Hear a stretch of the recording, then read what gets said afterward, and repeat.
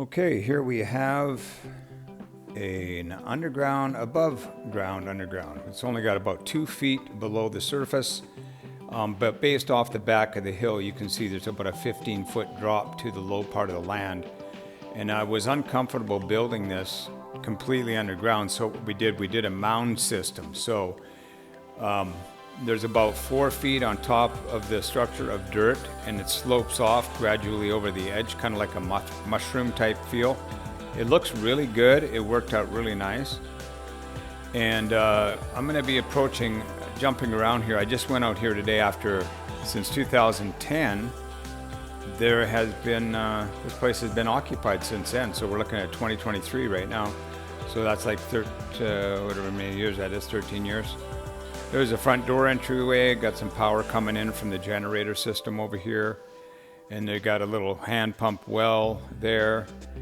And but the whole structure is self-contained. I mean, you can run without the generator because then there's the pipes that go around the building to get rid of any water that goes around the structure, comes out of those pipes. And then on the right-hand side, you can see that big black vent that I point at. That's actually an air intake. So that air intake is a 12-inch pipe. It's about 20 feet long. It comes in on the side of the structure. You can see it right there on the left. And here's a shot of the structure before we put the second layer of shotcrete on it. There was some rebar on there. And then we walk. There's a generator system there. And then we're going to walk into the structure, I believe, right now. I'm walking up to it. This door weighed about 800 pounds. It was very heavy. We had to put it in there before we shotcreted, so you can. And then here's a shot of right when it was being built. And this is after the fact. When I showed up, you can see all of the latch. You can see the latch I showed here on how that door operates. And then you'll see some other contents in the front entryway here, which are. Here's a shot before they loaded the shelves. This is back in 2010 when I just did it, after I built the shelves. So, and then in a second here, you're gonna see it loaded with all the stuff they have in there now. And we've got the big 8-foot door you walk through, the big wooden door that I usually build and put on every one of them. There's a staircase going upstairs. We got the back room there. Got the kitchen on the left side here. And like I said, that this place has been occupied for 13 years, every day by 2 people. And this structure is actually built with 4 bedrooms in it, and it's about 28 feet wide by 30 feet long only.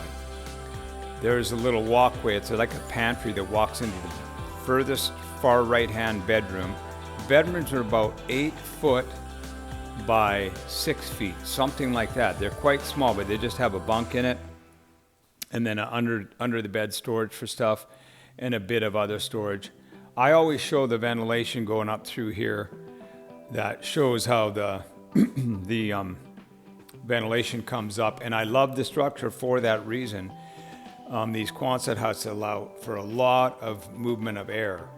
And then underneath all the doors, and you can see there, all the doors I leave about 1 inch off the ground so that the air can easily flow through the bedroom floors, and the air circulates and sucks up through the ventilation on the front side, goes up and escapes out near the escape hatch at the top, which I will show you in a minute.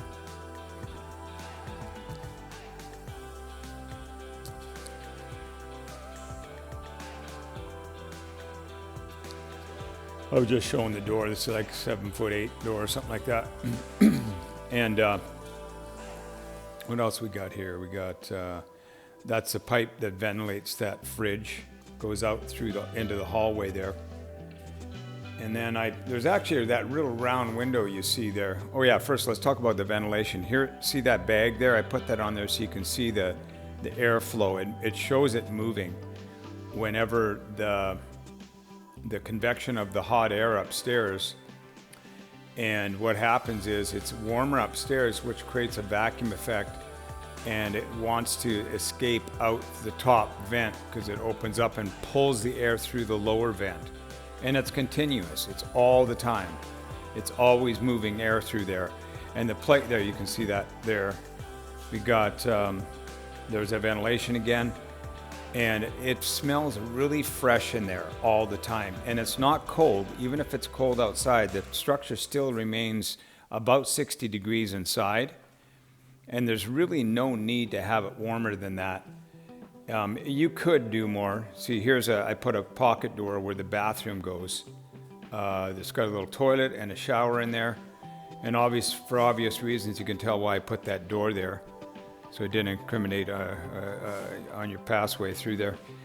There's a shower stall there.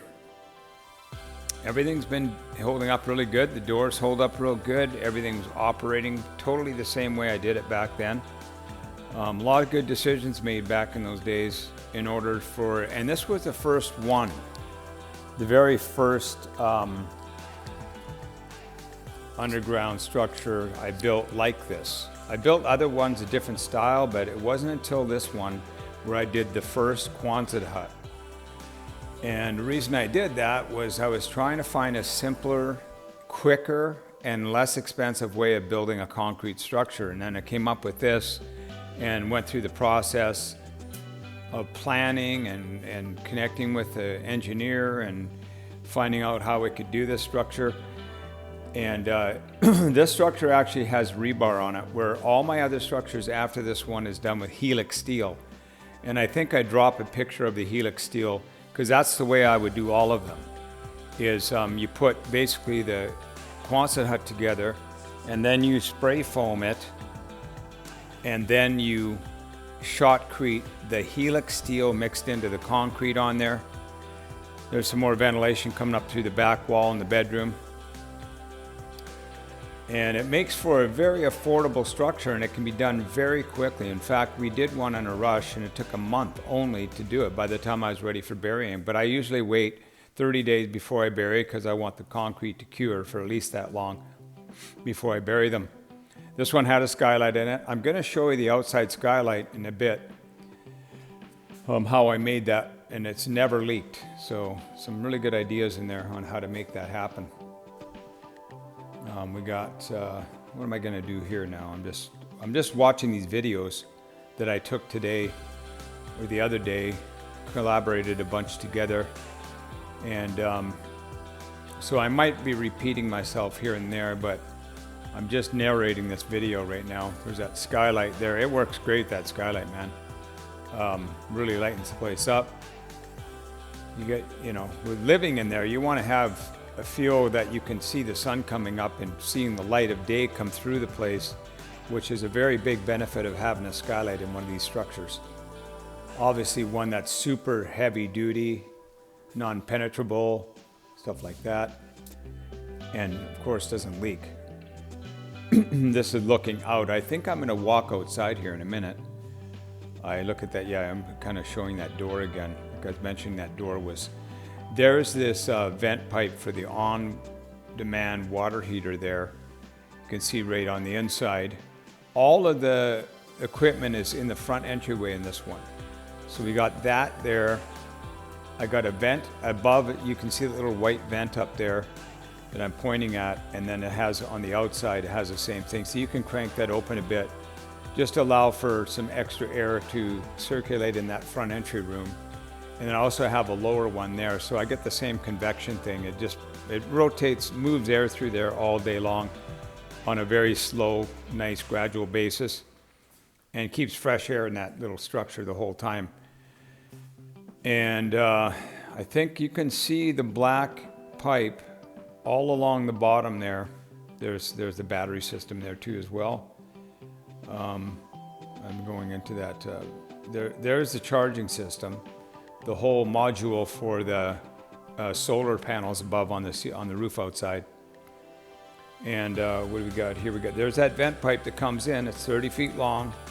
It hits the structure, takes a 90, comes into the entryway, and then it goes down the hallway of the entryway and opens right into the actual structure area. So that's all fresh air coming in there. And it works out really nice.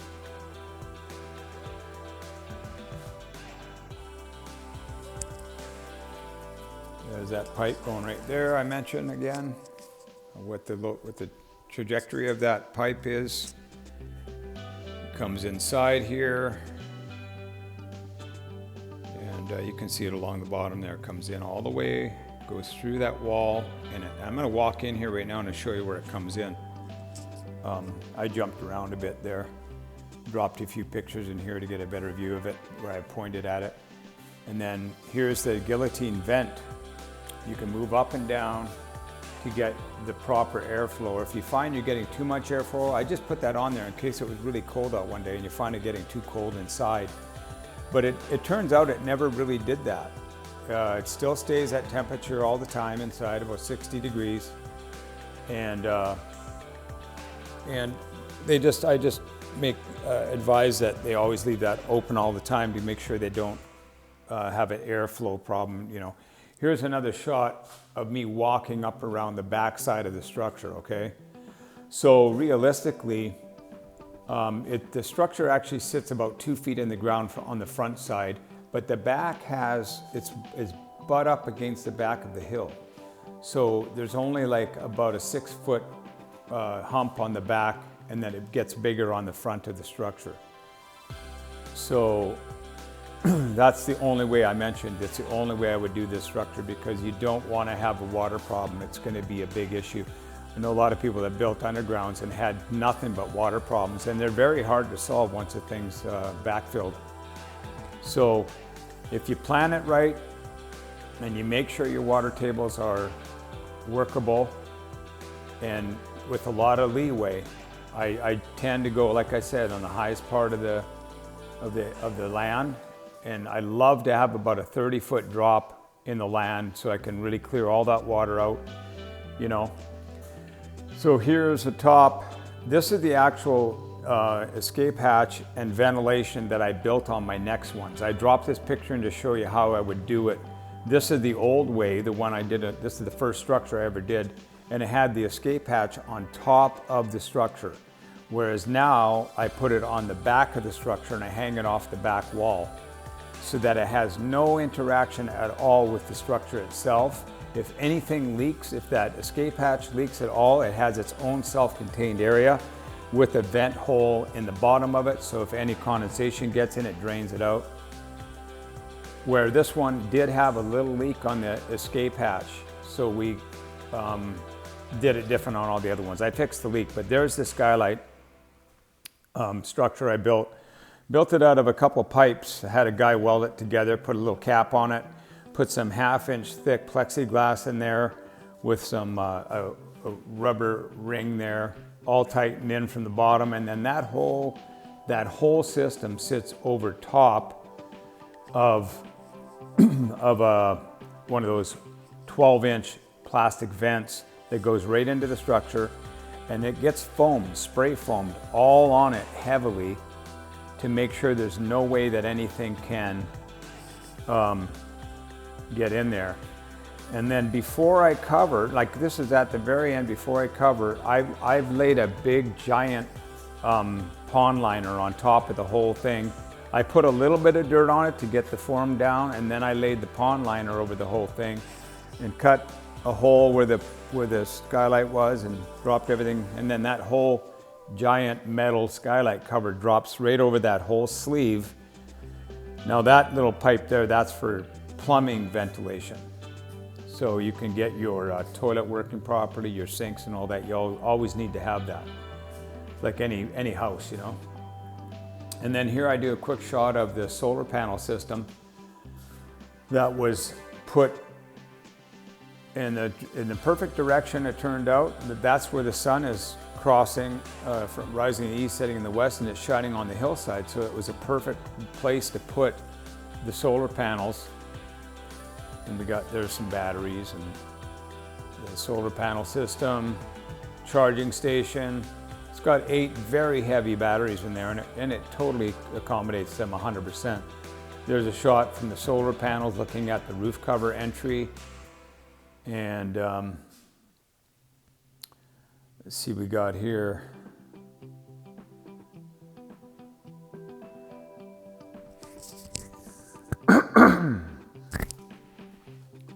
Okay, so we got another shot of from the top. They have a couple of storage containers at the top of their place. I think I shoot a little bit over here. They got the underground propane storage on the far left.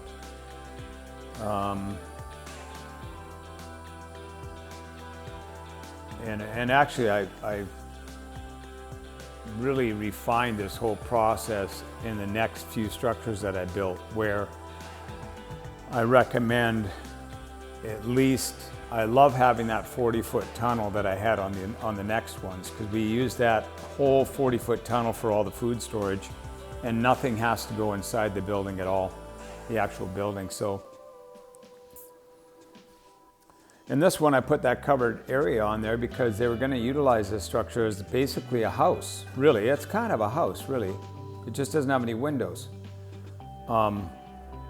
And I have built them on the sides of hills so you have windows in the front, you know. Little peephole on that door.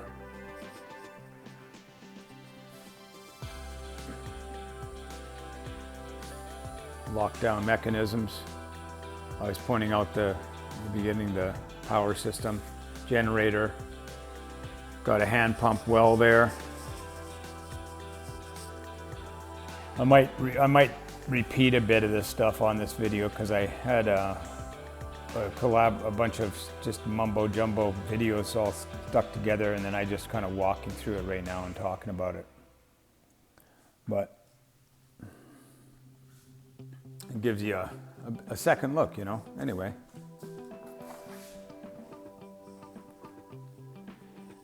yeah, it turns out to be a really quite a nice, comfortable place.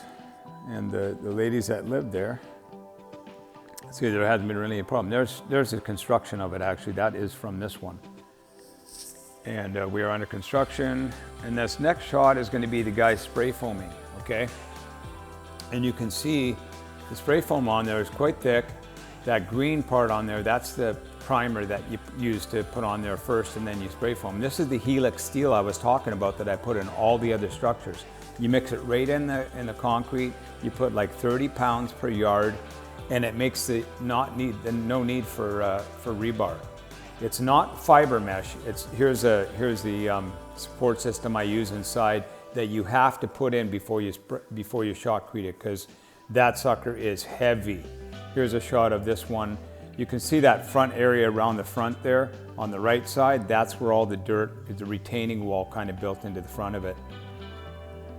Now I think I'm going to jump in here a little bit inside the front of the entryway here. Here we go.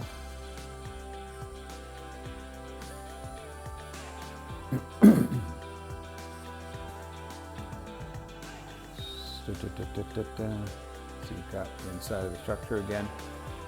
What do we got here? Kitchen, showing the kitchen again. I mean, there's obviously a lot of things I would have done different on this structure, but we were under a very tight budget. They literally did not, I told them that you couldn't build a structure for their budget. And that's when I came up with the Quonset design. It was probably half. It cost half of what a concrete one would, where you just form up the walls and you form up the ceiling and all that kind of stuff. You can imagine there's like 4 months of just forming and rebar and all this stuff. Whereas with the Quonset hut, you pour the foundation, you put up the Quonset hut, you can do all that probably, if you had 3 or 4 guys, you could do all that in a week. And then you're ready for spray foam and shotcrete. So literally you can do this whole structure start to finish in a month, and then do the inside in another month. 2 months you could have it done if you coordinated it right and you had the right land, you had the right contractors involved. Here we got the doors going into the bedrooms. And let's see what else we got here. I always mention I love having the arch top doors. They're so nice. And a simple way to do that, I was using Trex decking, the fascia boards, which are a 1/2 inch thick. And you just rip them to the size you like, and you wrap it around the opening. And there's your opening. And then you just match your door. You hold the door up there and you scribe the door in. You're ready to go. I don't know what that flashing light was all about, but And then I got the same material I use on the doors. I use that up above on the loft area. It's 2x6 tongue and groove spruce.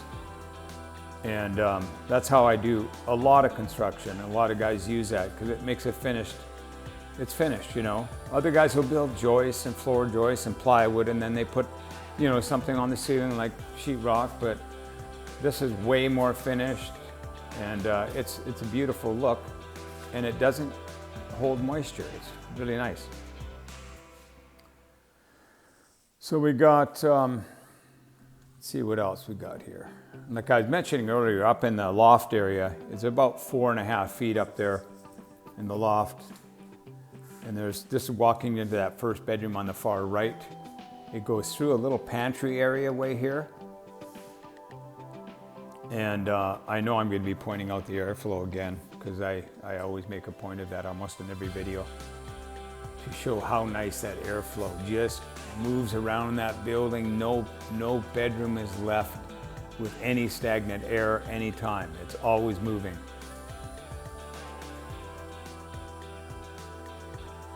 And then I'm going to walk up the staircase here. I think I go up here and look into the loft area, and you can see the escape hatch ladder there. You know, you want to have 2 entries and exits basically on a structure like this. And then I walk up there, and I think you'll be able to see the ventilation in the back area. I should be pointing this out. There's behind that fan, they had a fan in there. See, there it is. There's the ventilation there, and right there. So what I did on the next structures is I put 2 vents on the bottom and 2 on the top. And that's what you've seen on that lid. I showed you the escape hatch lid, what I did there to get even more ventilation. So I had a total of 4 guillotine vents that you could manipulate. And I figured more is better. I mean, it's a little bit more money to add it, but at least you have the option to turn all 4 open or have only 2 open, you know, and you can watch your airflow coming in. And there is mechanical ways to advance that and make it even more so. Like you can put a pipe fan in one of those and have it come on if you really want to suck air out of there even quicker. You know, if you feel like you want to have that as an option. I don't think you need it. I've never seen it needed. But there's some people that just do massive amounts of stuff to these undergrounds. Anyway, that's a very short version of this underground. I'll have a couple random pictures in here because I ran out of the movie here, and I'm going to add some pictures just of a few things.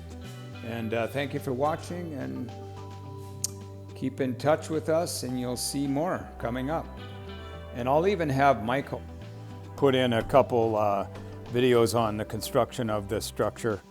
We got a couple of videos of how we did it. Now, I'm just dropping a bunch of pictures from some other UGs, including this one's on there, a couple of pictures. I got a couple Quonset huts put together before they got shotcreted. See the ventilation out the lid there. I got the inside of a dome one, little kitchen thing. And then I got this other one at the very end here of one in a hillside, which was just a square one. Anyway, that's about all for now, folks. Thank you for watching.